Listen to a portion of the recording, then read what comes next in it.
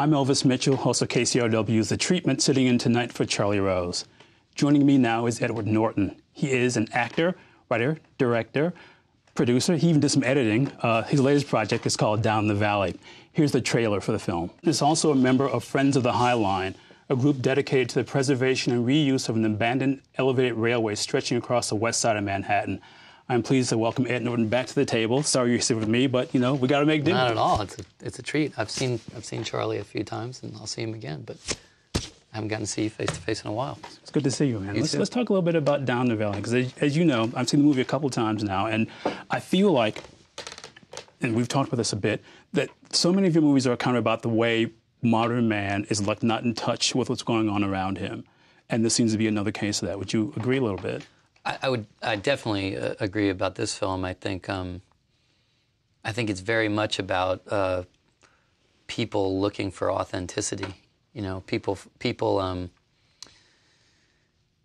feeling for reasons they can't totally put their finger on, disconnected from life in an authentic way, feeling like that they're floating without a sense of themselves and why they're there. And I think that you know, this one, it's a Western in all of its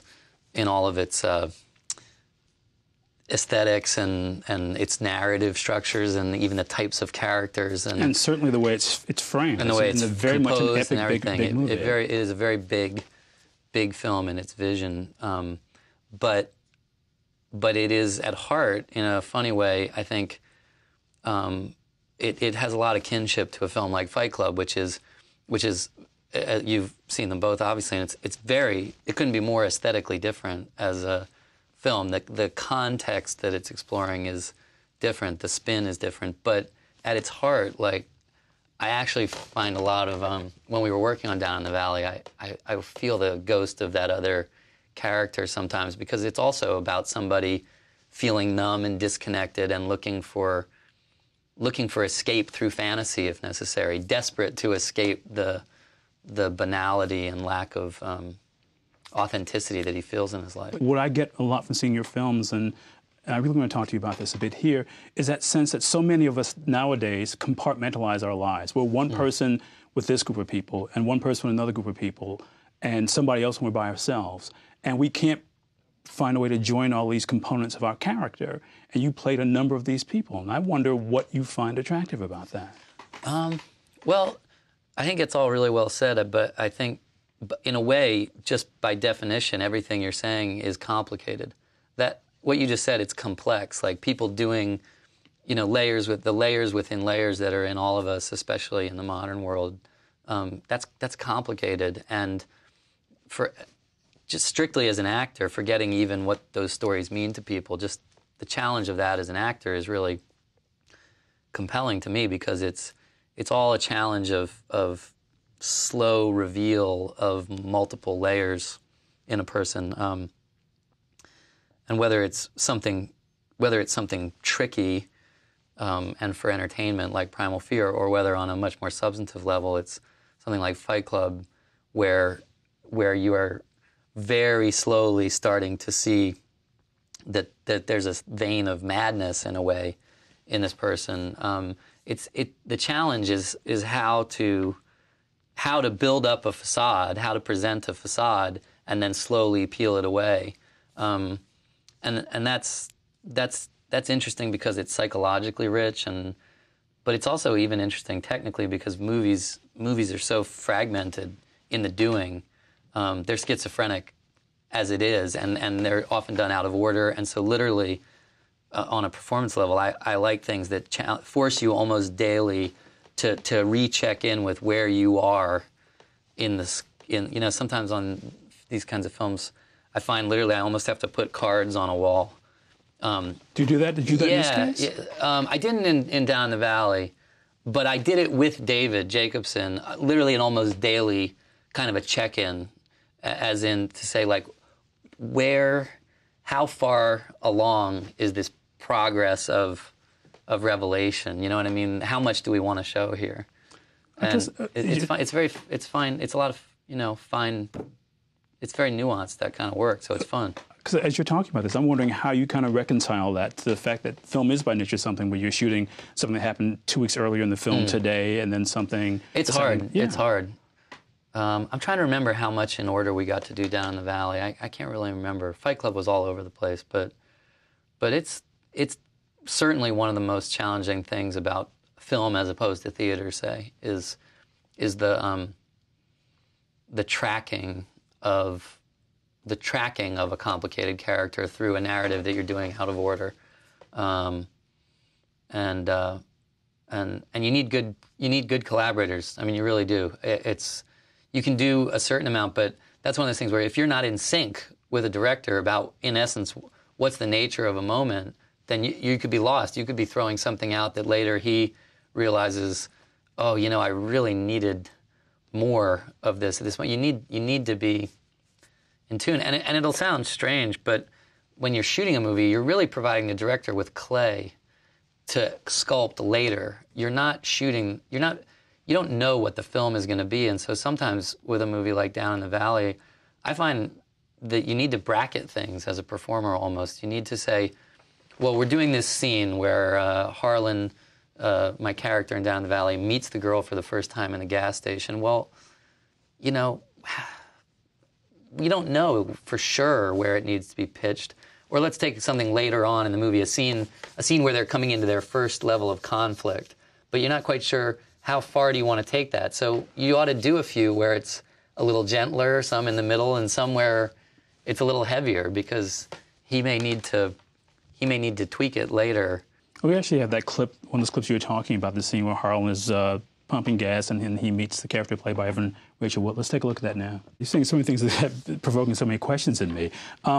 I know that this is a really collaborative thing too, but one of the things, and David Jacobson, the writer-director you're talking about, the guy who wrote and directed Down in the Valley, that this astonishing movie that not a lot of people have seen, but when they see it, they can't help talk about it, Dahmer, which is that thing that takes this incredibly sort of complicated, dangerous person and looks at all these complications, all these slivered pieces of personality, and doesn't make a judgment about it in the same way that we get with this movie too.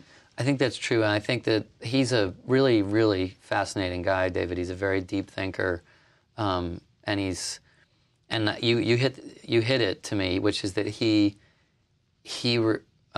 got the discipline to refrain from judgment, and I think he's got something I think is a very rare quality in filmmakers, which is the interest in exploring contradictory impulses in a person and embracing that, not feeling the need to button up a character or a story in a way that explains it to his audience, that concludes the investigation in one way or another. And Harlan, my character in this, is a terrific example of that, because the whole film, in some sense, hinges on a commitment to letting him remain contradictory and mysterious, because the film all builds toward an ending in which the very nature of the ending of the film is these children trying to come to grips with an experience that's happening to them, and in a way doing what so few adults do, which is concluding that we're going to embrace what was good and bad about it at the same time without saying he was good or he was bad. And I said to David, the whole challenge of this character is to earn that ending, to get to a place where you've brought the audience to a point of emotional confusion. But if you think about it, if you think about most of the movies that we watch, very, very few of them leave the audience to do that much work. They don't. I think we've talked about this movie before, but I think of something like Do the Right Thing, which was a very controversial film. A lot of people didn't like it at the time. But for me, as a young person, one of the things that really leapt out to me about that film was that it was one of the first films that I felt did just the things we've been talking about. It was deeply embedded in our immediate experience of multicultural, urban life, the challenges of that, the language of that, the inner emotions of that. And that conflict of having to be different kinds of people to different kinds of people. And sometimes, breaking completely liberated from form. I mean, people would just turn and talk to the camera. It was an exhilarating experience. But then through all of it, at the end, suddenly, having presented these things, he puts a quote from Martin Luther King, and a completely opposite quote from Malcolm X, and basically just goes, "You've seen it, you're living it, what do you do with it?" And I remember I was 19, and that was one of the first experiences I had of a filmmaker saying, think about what you decide, come to grips with this for yourself, roll around in it. And I really admire that. I think you can count on two hands the filmmakers who are really dedicated to making those kinds of films. And I think David, if something really drew me into this film, in part, it was that kind of sensibility in David, a desire to explore without judgment the conditions that we're living in that are producing these very desperate sort of psychological states that we find ourselves in. Well, I think we should say here, before it sounds too much like some real kind of painful esoteric yeah, thing, yeah, that all these things that we're talking about are incredibly sort of neatly integrated into a psychological drama, and the movie is also about where we stand in this country too. I mean, it's a really great piece of drama in addition to everything else. Well, it's very romantic. I mean, that's the thing is, Fight Club, I think when we set out to make it, we knew that a lot of people were going to be repelled by it. Excuse me, but this film, I think, is more seductive in some sense. It is much more seductive. First off, the filmmaking itself isn't nearly as assaultive as Fight Club. No. It's very languid and very, very. It's full of romance. It's seductive, actually. It sort of pulls you into one side and becomes something else. And it's very melancholy. It's suffused with a kind of romantic melancholy and a longing to connect, a longing in the people in the story to connect with each other and find connection and purity and I think it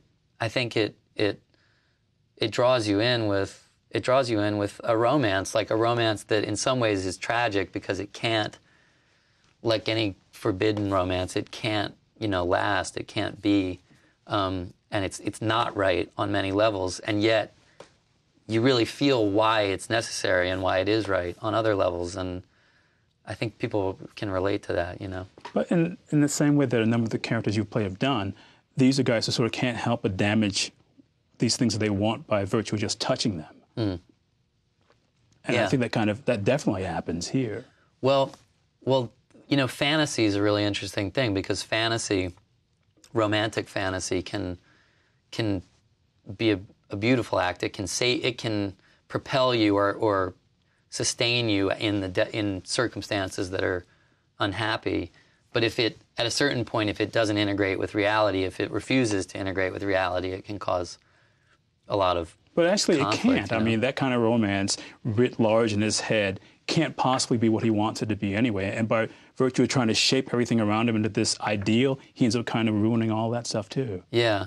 The interesting thing about this, because it's a Western, a modern Western, is that I think when you take that from the individual emotional story of this character, what on a lot of levels I feel like David embedded in this is that's a lot. You could say all the same things about the West itself.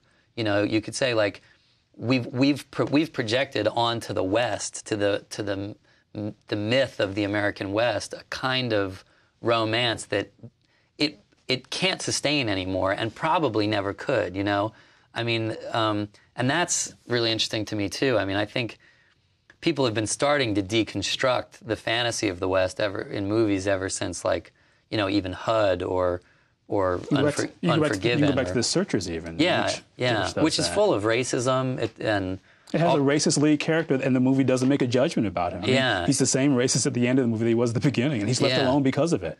And HUD is interesting in that way because HUD is really not a good person. And the Last Picture Show, these two things. Picture Show, McMurtry doing all those kinds of things too. Unforgiven, I think.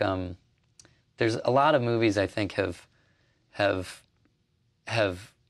challenged the notion that the West was in fact the way it was presented in some movie fantasies of it. But what David what David took on with this, that for a lot of the reasons I was talking about earlier, I really liked, was that he said, well, let's look at the West. Let's make a Western. We talked a lot. We love Westerns. We love like the structures of them and the way that they're composed and presented. But Westerns, the kind of Westerns, a lot of the classical Westerns are about solving a problem, really, you know. I mean, basically solving a problem about land. And this is a movie where land is a problem or a big issue, and it's not solved. No, and it's also, the problem in this one is, in a way, how do we get out of this thing that we've turned the West into? How can we escape it? Is there any escape from it? And if not, like, what's it doing to us? Like, what, you know, it's almost like Harlan's problem is the world itself and what it's become, in his view, like what's been lost. And he's trying to get away to, or maybe get back to, some idealized vision of the world in which, you know, he takes the girl and rides her off and finds the stretch of land to just be authentic and be himself with her, and, you know, my darling Clementine kind of, and that's his, and that's a problem, because if you put a girl on the horse and ride her across the San Fernando Valley today, you can ride and ride and ride and ride, and you're never going to get out of highways and track developments and things like that. And in a way, I think, you know, what's really interesting is to think about is why, you know, why are we do define, our country thinks about the West. It relates itself to that Western myth still, you know. I mean, the rest of the world still refers to our president as a cowboy. He calls himself that too, basically. Yeah, he does too. And you know, we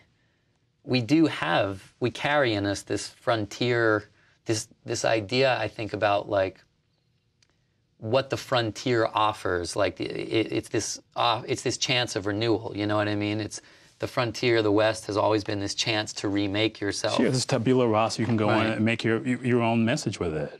And maybe it was never that simple. Maybe it was always a place where people who were really desperate, you know, maybe there was a desperation under it all, and a poverty and a difficulty and a, you know, a filthiness. I mean, you know, it was probably a lot more difficult than we want to believe. I got to ask you quickly about this. We're talking about shapeshifters and iconic figures, and I'm wondering about your experience working with Marlon Brando, who was both those things. But most of the time, what he did was he played a guy who kind of knew who he was, and for us as an audience, there was that complication of the other people in the movie not knowing him. You know, I mean, he was our secret.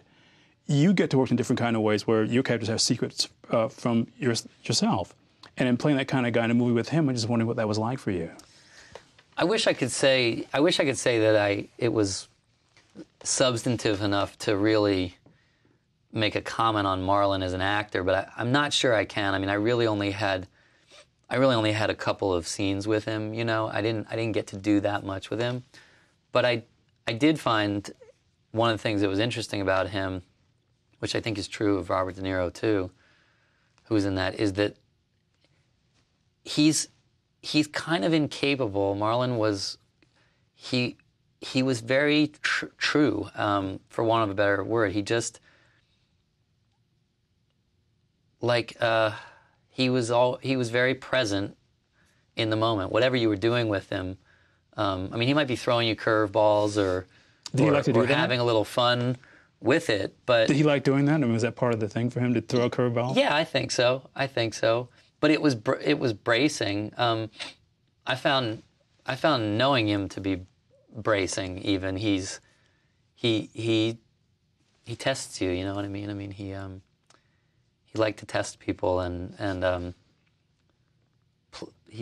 not saying he played head games, but he was playful. He was a playful person to the degree that I knew him.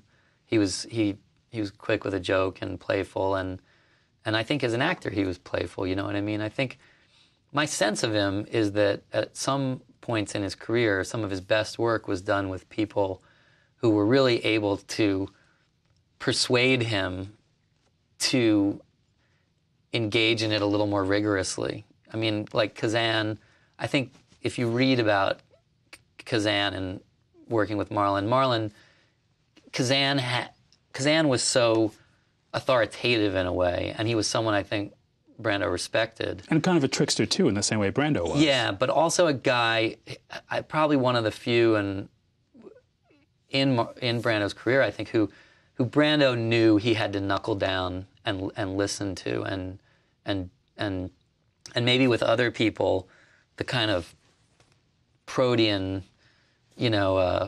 nature, that kind of really liquid, kind of poetic, strange presence that Marlon had, they weren't able to marshal it as well as some other people were. I mean, I think when you look at the things he did with Kazan, Kazan is putting, you can tell Kazan is like marshaling that talent in a way, and of course, too, those are great pieces of writing that really gave him a voice. I sometimes look at Brando and think to myself that he was a talent. He was a kind of talent who the writing at the time wasn't really up to. I mean, when you do Tennessee Williams and Bud Shelburne and stuff like that, a lot of the stuff across the 60s it just isn't as great fodder for him. And interestingly to me, he's The Godfather is really interesting and great, but to me, the performance of his that I'm still really kind of staggered by is Last Tango in Paris, because in some sense there, what's happening is that someone's doing the opposite with him. They're just letting him be himself completely. And I feel like it's like, to me, that performance is one of the great acts of self-exposure ever. I mean, it's like he's not just exploring vulnerability in it. He's stripping himself naked completely as a human being in front of the camera, and most of what he's saying in that film is about himself, and it's pretty intense, and it seems like then Bertolucci took that and sculpted it, but it's I can't think of, I think that's almost a seminal performance for me. I think, like, I don't know what you do after you've done that. After you've done that, I'm not sure how you go back to embracing the artifice or putting on the cloak of a character. Like, I would think it would feel pretty tame after that. Yeah, it's the difference between Last Tango and the Missouri Breaks, isn't it? Where his boredom is basically part of the performance. Yeah, but not as, I mean, it's fascinating, but it doesn't really transcend into anything probably, I think he was very misunderstood. I got a feel like the thing we're talking about when Scorsese and De Niro and Schrader and Michael Chapman get together, make this movie that basically they were left alone to do, and when it's not about commerce, and the Beatles just sort of like banging stuff out in a basement in Berlin and then moving back to the UK, not expecting to do anything except feed this hunger, then you can do it. But now we're at a point where even a movie like Down the Valley, for a lot of people, has to register first and foremost as commerce rather than art. How do you create that kind of environment now for yourself? It's challenging at times. I mean, look, my attitude toward it is, I don't consider it any great struggle in the world to have to do what you have to do to make a movie like this. I mean, is it harder in the commercial film culture to make Down in the Valley? Definitely. We could have never made this film, I think, any way but what we did, which is in raising money independently, nobody taking any money, and just making it because we wanted and needed to make it. But we got to make it. You know what I mean? I mean, it's not. You can't blame the commercial culture for being. I mean, people are allowed to go out there and try to make money any way they want. But you can't blame other people for exercising a certain set of values if their goal is trying to make money through it. That's not a good excuse for the artistic community. You know what I mean? It's like there's some quote I love about saying, like, I remember because it was when I was working on the script of Frida. There's a story about how she came up to him and said, I want you to Diego? When she was like 19, and said, I want you to tell me if I'm a good painter and if I should continue doing this. And he said, fine, I'll look at it. But he said, but my opinion is irrelevant. He said, if you're a painter, you will paint because you have no choice but to paint. And if you're not, you won't. And if you're doing it for the opinions of others, you'll stop. Like, if you're a painter, you will paint because you have no choice. And I feel that way a little bit about any of this stuff. It's like, I mean, sure, like if you hold our process and Down in the Valley up against, you know, a different set of processes that commercial films get made through, you could say, oh, they struggled so hard, and oh, you know, it's such crap, what's going on, but who cares? You know, I mean, it's like, that's, if what you're setting out to do is make this kind of film, then that's what you have to do. It's not, you can't. It's like comparing apples and oranges. You can't set out to make Down in the Valley and then bemoan that someone won't give you $50 million, because it's not going to make that money back. I'm not saying that. Yeah. It's a matter of saying somebody releasing it. You know, because there was Right. a time, you know, going out to find the money to make a movie independently, that's one thing.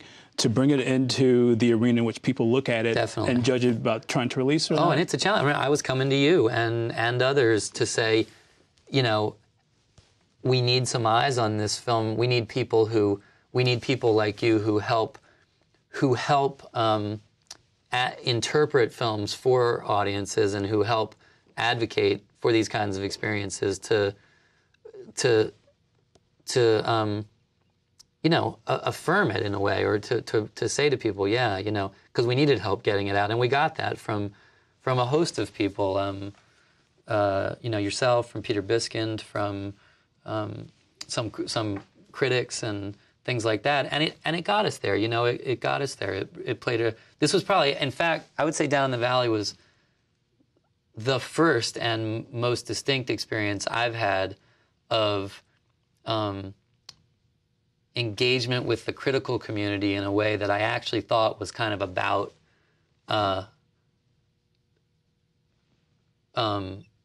you know, where they weren't parallel. It wasn't like we were doing our thing over here and then the commentary was going on over here. We actually had some of the critical community step in and say, you know, we engaged with them directly in the task of trying to get the film out, and that was kind of that was refreshing to me, to be honest. I felt like I enjoyed being able to have a collaborative conversation with people who are interested in seeing good films and the leverage that they bring to kind of the conversation in the public. We should probably shut this down so you can go back to work. Good to see you, Ed. Thank you so much.